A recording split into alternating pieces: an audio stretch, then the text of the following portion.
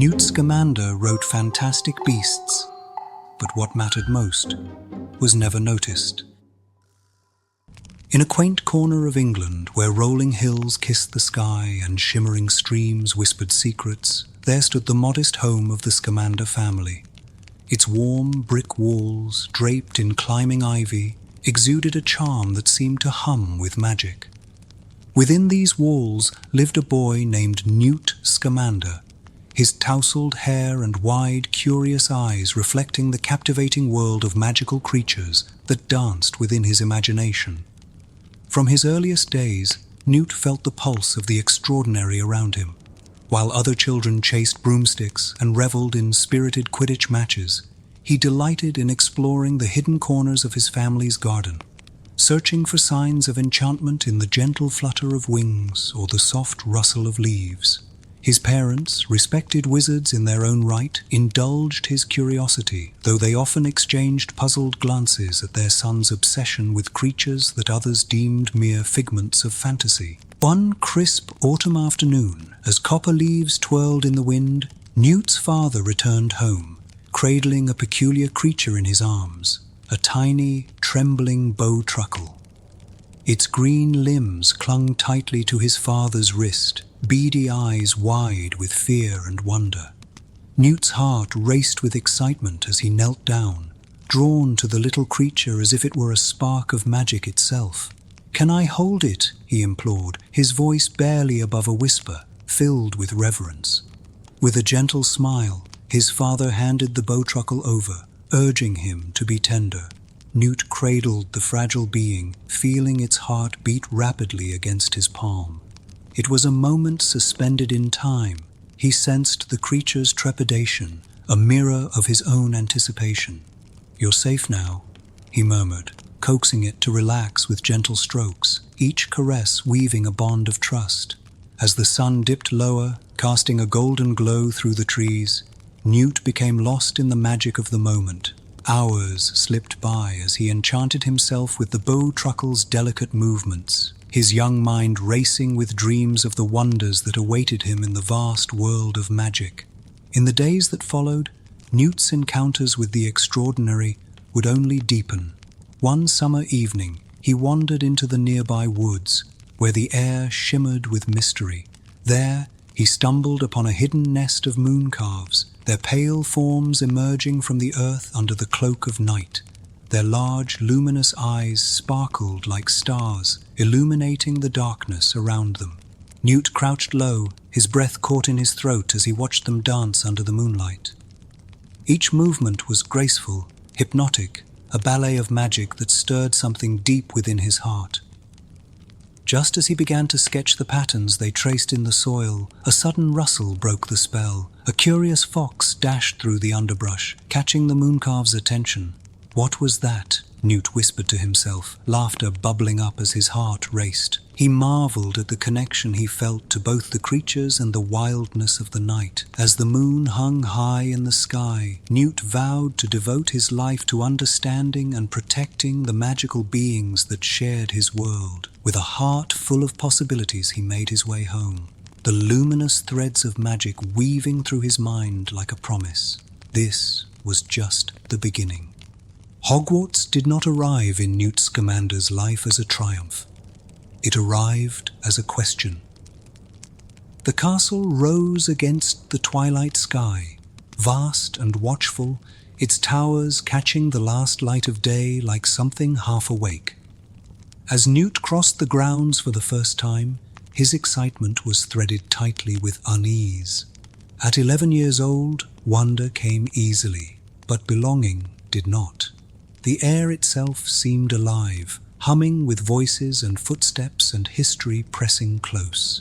When he passed through the great doors, warmth rushed to meet him, torchlight flickering across stone walls, staircases curling upward, tapestries whispering their old stories. Laughter echoed overhead. Everywhere he looked, magic announced itself boldly. Newt lingered at the edges, taking it in quietly. He wondered, not for the first time, whether there was room here for someone who preferred listening to speaking, for someone who noticed creatures before classmates, for someone whose magic did not want to be impressive. The sorting ceremony came and went in a blur of names and cheers. When it was finally his turn, Newt stepped forward, heart pounding, and sat beneath the weight of the old hat as it slid down over his eyes. Thoughts brushed against his own, curious, measuring, patient. Hufflepuff. The word landed gently. Applause followed, warm and sincere, and Newt managed a small smile as he made his way to the table draped in yellow and black. He was welcomed kindly. He was never unkindly treated, and still, even then, he felt the familiar distance, present, but separate. As the weeks passed, Newt threw himself into learning. Knowledge came easily to him, especially where magical creatures were concerned. But friendships formed more slowly. While others bonded over shared jokes and loud victories, Newt became a fixture on the sidelines, observing, remembering, understanding. The library became his refuge. There, among the rustle of pages and the steady scent of parchment, creatures leapt from ink and margin. Bowtruckles, nifflers, mooncalves, each description felt like a continuation of a conversation he had already begun long ago. Professors began to notice that animals responded differently to him, calmer, curious, as if they sensed what Newt himself had not yet learned to say aloud. One bright afternoon, laughter drifted across the grounds as students gathered for a Quidditch match. Newt watched for a moment, then felt the pull elsewhere. Slipping away from the noise, he followed instinct into the woods, where the air cooled and shimmered with quiet possibility. That was where he found the niffler. Small and round, pockets bulging with stolen shine, it tottered toward him with fearless curiosity. Newt knelt, careful not to rush, and extended a hand. "Hello," he whispered. For a moment the world held its breath. Then a sudden crash shattered the stillness. The niffler bolted up a tree, scattering laughter from a group of students who had wandered too close. Newt, startled and laughing despite himself, followed, and promptly became tangled in branches, earning more amusement than admiration. He laughed with them. He always did. But beneath the humor, something settled quietly into place. He belonged here. And yet, not entirely. Years passed. It was during those years that Leta Lestrange became more than a name spoken beside his. She understood his silences. She matched his curiosity. Their friendship grew in shared wanderings and late-night conversations beneath open skies, in dreams spoken softly and fears never mocked. And it was for her that everything changed. One day, attempting to help a creature that had strayed too close to danger, a mistake was made. Someone was hurt. Panic followed, and before Leta could speak, Newt stepped forward and took the blame. He did not hesitate.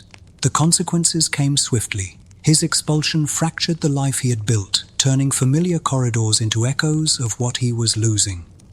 Dumbledore spoke for him, quietly, firmly, but the decision held. As Newt packed his belongings, disappointment pressed heavy against his chest. Yet beneath it burned something stubborn and unbroken. Hogwarts had taught him many things, but it had not taught him to abandon what mattered. When he walked away from the castle for the last time, the grounds stretching wide beneath a setting sun, Newt did not feel finished. He felt redirected. Without Hogwarts, his path narrowed and then widened beyond imagining.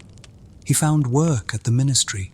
He continued his studies, and slowly, carefully, he began to write. Fantastic Beasts and Where to Find Them did not begin as a book. It began as proof that his way of seeing the world had always been enough. Hogwarts had not been the end of Newt Scamander's story. It had been the shaping of it, teaching him above all else that sometimes the most important magic does not fit where it is expected to.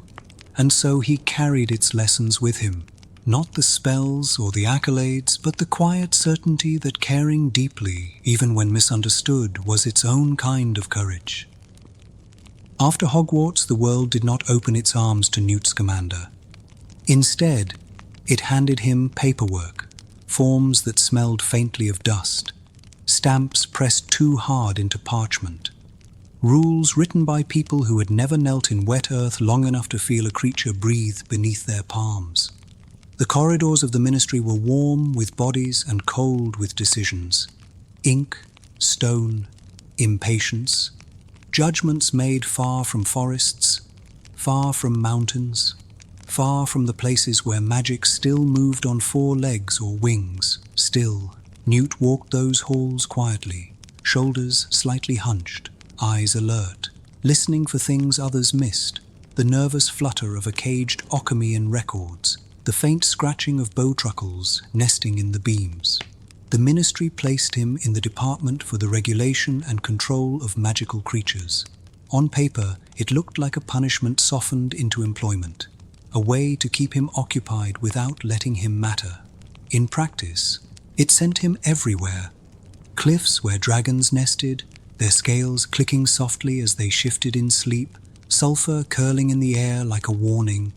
Forests where bowtruckles moved bark to bark, twig-thin fingers tapping cautiously before trusting him with their presence. Riverbanks where kelpie wakes left rings in the water, watchful eyes just beneath the surface. Newt never rushed. He stood still, lowered his wand, let the creatures decide. Most wizards arrived with spells prepared, ready to dominate, ready to contain. Newt arrived with empty hands and waited. It was during these journeys that he learned what the ministry could not. Creatures did not need control. They needed space, familiar rhythms, the reassurance that no harm was waiting just beyond the next movement. His reports returned marked in red, impractical, overly sentimental, unsafe. So Newt did what he always did when rules failed life. He adapted. The suitcase began as equipment, leather scuffed by travel, latch worn smooth by nervous hands. But one evening, as a rescued Diricol vanished and reappeared behind him, alive because it had somewhere safe to go, Newt asked a quieter question. What if rescue did not end in cages? What if care could travel? The enchantments were careful, layered, measured, balanced. Not magic that shouted, magic that held. When the case opened, the inside did not reveal itself all at once. Grass unfurled slowly, each blade finding its place. Air warmed, light settled. Habitats formed not by command, but by need. Stone cooled for creatures that burrowed. Forests thickened where small things hid. Open plains stretched wide enough for wings to remember their span. The suitcase did not feel like confinement. It felt like permission. Newt never named it, never ruled it. He moved through it like a caretaker through a sanctuary, mending, observing, learning. Pickett claimed him almost immediately. A bowtruckle with sharp eyes and sharper opinions. He chose Newt's pocket over any tree in the case, curling there with proprietary satisfaction. Mooncalves emerged only at night. They stepped into silver light cautiously, then danced, soft-footed, deliberate, reverent, their movements pressing patterns into the grass that faded by morning. There were others, creatures labeled impossible, too volatile, too dangerous. Newt approached them anyway, voice low, breath steady, trust offered before it was asked for.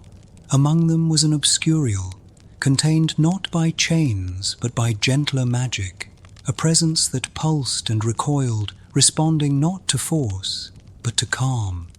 Newt watched it for hours, not studying, listening. He did not see a weapon. He saw the echo of a child who had never been allowed to be one. He kept it as a promise, that if another child like this appeared, afraid, unseen, breaking under silence, someone would be ready. Years passed this way, measured in healed wings, in nests rebuilt, in creatures returned, to places they belonged. Newt's hair grew more unruly, his coats more threadbare. His reputation followed quietly, the wizard who chose nifflers over meetings, who argued softly and won. And then came the journey that shifted everything. In 1926, Newt boarded a ship for America. Salt stung his skin. Wind tugged at his coat. His suitcase rested at his side, heavier than it looked, alive. Inside, Frank stirred, a thunderbird, storm-crowned and restless. Static whispered along his feathers when he dreamed. Newt had promised to return him home, to skies wide enough to hold thunder. New York was meant to be brief, a pause, nothing more. But as the harbor lights grew closer, Newt felt the change. Magic here was tense, compressed, fear humming beneath the surface. The magical congress ruled with distance, with silence enforced by force, and inside the case, something shifted. A niffler stirred, drawn by metal, by shine, by trouble. Newt exhaled slowly, the sound of someone who already knew. The night felt different here. No towers of stone, only steel and shadow. And the quiet man with the living suitcase had just stepped into history. New York in 1926 did not whisper. It roared. Steam rose from iron grates, hot breath from a restless giant beneath the streets. The air smelled of coal smoke and rain-soaked stone, of ambition packed too tightly together. Cars honked. Shoes struck pavement in hurried rhythm. Above it all, towers clawed at the sky, daring it to answer back. To Newt Scamander, the city felt crowded, with rules, with people. Magic here lived under restraint. The magical Congress of the United States of America ruled with a severity unmatched in Britain. Interaction with no mage was forbidden. Memory charms were not last resorts. They were routine. Fear governed policy. Secrecy was enforced through punishment. Newt felt it immediately. The way the air seemed to tighten whenever magic stirred too close to the surface. He had intended to pass through quietly, but inside his suitcase, something glittered. The niffler slipped free in a bank, small, dark, delighted, drawn irresistibly toward coins and polished metal. Newt followed with quiet urgency, coat flapping as it always did, murmuring apologies no one heard. In the confusion, he collided with a man whose dreams smelled faintly of sugar and yeast. Jacob Kowalski had just been told his bakery would never exist. His pockets were empty, his hope thinner still. When Newt crashed into him, their suitcases switched hands without either man noticing. Magic spilled into the open, creatures escaped, and New York noticed. Not far away, Tina Goldstein was already on edge. Once an aura of promise, she had been demoted for breaking the very laws she now enforced. Laws she believed were wrong. When she saw Newt using magic in public, she didn't hesitate. Newt was arrested before he could explain. Jacob followed, bewildered, clutching the wrong suitcase, and the city, restless already, began to strain. Inside Macusa's halls, marble gleamed cold beneath lantern light. Authority moved quickly here. President Serafina Pickery faced threats on all sides. Anti-magic extremists, mysterious attacks tearing through the city, and rumors of a hidden force growing stronger beneath the streets. Newt did not raise his voice. He never did. He spoke instead of creatures, of responsibility, of damage that could still be undone if handled gently. Few listened, but someone did. Queenie Goldstein arrived like warmth breaking through frost. A natural legilimens, she heard truth where others heard excuses. In Newt's mind, she found no malice, only concern, anxiety, and an overwhelming need to protect what had been misplaced. Together, the unlikely four began to fix what had broken. They hunted creatures through alleyways and rooftops, through department stores and hidden parks. An irrumpent thundered through stone and steel, dangerous but never cruel. A demiguise vanished and reappeared, playful, evasive, seeing moments before they happened. Each rescue carried risk. Each success bought time the city did not know it was losing. And beneath it all, something darker moved. The attacks were not caused by beasts. Newt knew the signs. He had seen them before. Magic twisted inward by fear. A force born not of choice, but of suffering. An obscurus. The trail led to Credence Barebone, a young man crushed beneath abuse and expectation, his power denied until it turned against him. He was watched closely by Percival Graves, director of magical security, charismatic, controlled, and hiding something dangerous behind his calm. When credence finally broke, the city screamed. Magic tore through streets and subways, ripping stone like paper. Panic surged. Spells flew. The statute of secrecy frayed toward breaking. Macusa prepared to destroy the threat at any cost. Newt spoke to Credence the way he spoke to frightened creatures, softly, patiently. He named the pain, instead of condemning it. For a moment, just a breath, the Obscurus slowed. The storm hesitated. Then force answered compassion. Credence was struck down in a barrage of spells, silenced before he could be understood. Grief settled heavy, final. But the night was not finished. Newt confronted Graves, instincts humming. A spell peeled away borrowed skin. The air itself seemed to recoil as Gellert Grindelwald emerged, not roaring like a monster, but smiling calmly. He had nearly won. Grindelwald had used the city, used credence, used fear itself. His capture was swift, the damage irreversible. To erase the memories of millions, Newt offered one final act of care. Frank the Thunderbird rose into the stormy sky, wings beating thunder into rain laced with memory charm. The city slept, the world remained hidden. But the cost was personal. Jacob's memories were taken. Queenie's heart broke quietly. Tina watched Newt with new understanding, and Newt himself stood alone once more. Suitcase heavy, eyes tired, knowing that kindness did not always save everyone, but that it was still worth choosing. As dawn crept over the skyline, New York exhaled, and somewhere far above, clouds drifted apart, carrying secrets with them. The story does not end here. War has only begun to breathe. The world did not heal after New York. It tightened. Across Europe, fear traveled faster than owls, slipping through wizarding streets like cold wind beneath doors. Rumors spread quietly, speeches held in shadowed rooms, promises spoken softly and believed too easily. Gellert Grindelwald had been captured, yes, but belief is harder to imprison than a man. His ideas lingered, breathing quietly, waiting for cracks to widen. Newt Scamander returned to England changed. The ministry noticed. Eyes followed him through corridors now. Officials debated what to do with a wizard who followed rules only when they aligned with conscience. Some called him principled, others inconvenient. Newt rarely noticed either. During those months, his book began to take shape, not just observations and classifications, but careful corrections, gentle language, and something quietly radical beneath the scholarship, empathy. Then Albus Dumbledore asked for his help. They met away from ceremony, in a small, quiet room where dust caught the light and time seemed in no hurry at all. Dumbledore spoke carefully. Grindelwald had escaped. Paris had become a gathering point, and Credence Barebone, believed lost, might still be alive. Newt listened. He always did.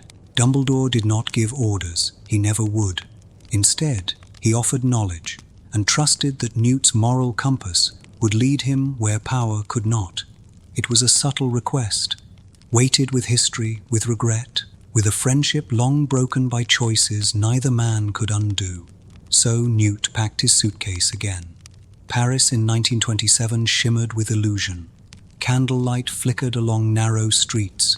Magic hid itself behind elegance and art, behind laughter that did not quite reach the eyes. Here, ideology felt beautiful. Dangerous ideas often do. Newt was not alone. Tina Goldstein was already there, following leads for Macusa. Their reunion was careful, awkward, weighted with distance and misunderstanding. Words went unsaid. Feelings circled, but never landed. Newt felt it like an ache behind the ribs. Familiar, unresolved. Then there was Leta Lestrange. She returned to his life like a memory given flesh. older now, tired, engaged to Newt's brother, Theseus Scamander. Theseus was a celebrated aura shaped by duty and expectation. He loved Newt in his own way, protective, earnest, but unable to understand why his brother drifted from everything meant to anchor him. Lita carried something heavier than any of them knew. As the search for credence wound through ministry records and forgotten archives, the truth surfaced slowly, like a body long submerged. Lita spoke of a ship, of a night filled with screaming wind and black water, of a baby switched in a moment of panic, and a life she believed lost because of her. The guilt never left her. It clung like smoke. Grindelwald watched it all unfold from a distance, patient as ever. He did not force loyalty. He invited it. He spoke of freedom, of love unchained by law, of a world reshaped for the greater good, and his words found fertile ground in hearts already breaking. Among them was Queenie Goldstein. Her love for Jacob had always been her strength and her vulnerability. In Grindelwald's promises, she heard a future where she would not have to choose between law and love. Step by step, hope guided her where fear never could. The rally came at night, beneath stone and stars. Blue fire circled the crowd. Beautiful, lethal, protego diabolica. Grindelwald offered choice, knowing exactly what refusal would cost. Some crossed willingly, others burned where they stood. Lita did not hesitate. She stepped forward, not for ideology, but for love, for the brothers who had shaped her life, for the chance to end something she believed she had helped begin. Her spell struck true. Grindelwald's answer struck harder. Fire consumed her. The night filled with screams and ash. Theseus fell to his knees. Newt stood frozen, the smell of smoke and loss thick in his lungs. Another life gone, not because of monsters, but because of belief. As Grindelwald vanished into the dark with his followers, he left one final fracture behind. He told Credence a name, Aurelius Dumbledore, a claim sharp enough to cut through truth and doubt alike. And Newt understood then what this war would cost. Not armies, not castles, but people who loved, who hoped, who chose. He did not want to fight. He did not want sides. But the world was no longer allowing quiet men to stand aside. Paris faded behind him as dawn approached. The suitcase felt heavier now, not with creatures, but with responsibility. Newt Scamander had never sought to change history, but history had begun to follow him. Brace yourself, traveler. The storm is still gathering. War does not always arrive with fire. Sometimes it comes quietly, in letters written more carefully than before, in meetings held behind closed doors, in the way portraits pause before speaking. After Paris, the wizarding world did not erupt. It leaned forward, holding its breath. Newt Scamander returned to England with grief folded carefully into his coat, heavy but warm, like a stone kept in the pocket so it would not be lost. Leta Lestrange was gone, and with her the last fragile thread tying his youth to something unbroken. He did not speak of it. Newt rarely did. Theseus stood straighter, spoke less, buried his sorrow beneath duty, medals, ministry corridors that smelled of ink and expectation. Brothers do not always grieve in the same language. Newt grieved in silence, by tending wounds no one else noticed, by pausing longer than necessary, by listening when the world demanded answers instead. Not long after the summons came, Hogwarts. The castle smelled as it always had. Old stone and wax, rain carried in on cloaks, time itself lingering in the walls. In Dumbledore's office, the light fell gently through tall windows, catching on instruments that hummed with unanswered questions. Dumbledore looked older now, not weaker, but heavier. Grindelwald was rising.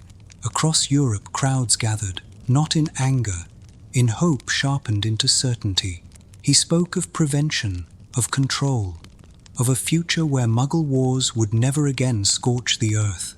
And for those who had seen visions of what was coming, the bombs, the smoke, the screams, his words were terrifyingly persuasive. Dumbledore could not act. Between him and Gellert, Grindelwald lay a blood pact, forged in youth, sealed by love, ambition, and a belief that the world could be made better if only the right hands held it. Now it lay between them like a chain, unbreakable. Dumbledore spoke of it plainly, of failure, of fear. Newt listened. He did not argue. He did not offer solutions shaped like weapons. Newt was not built for that kind of war. Instead, he did what he had always done. He moved quietly. Where others marched, he slipped through margins. Where speeches gathered crowds, he listened for what was being ignored. He carried messages, not orders. He observed, not to judge, but to understand. He protected those Grindelwald sought to use rather than recruit. Creatures, outcasts, children, hidden where ideology could not easily reach. Information passed through his hands without fanfare. Safe houses were chosen with the same care he once gave habitats. Paths were mapped like migration routes. When danger came, it often found itself confused, misdirected by creatures underestimated, slowed by patience rather than force. Newt never thought of it as strategy, only care. During those years, Tina Goldstein found her way back into his life, slowly, steadily, like something remembered rather than claimed.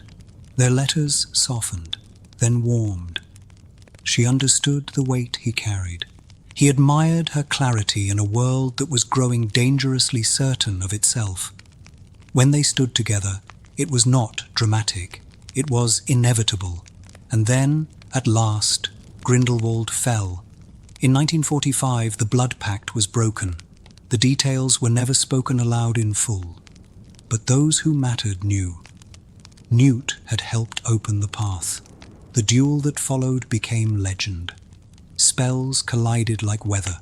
Power met restraint. When it ended, Grindelwald lived, imprisoned in Nurmengard, the fortress he had built for others. When the world finally exhaled, Newt returned to what had always steadied him: fields, forests, creatures learning, slowly, to trust humans again.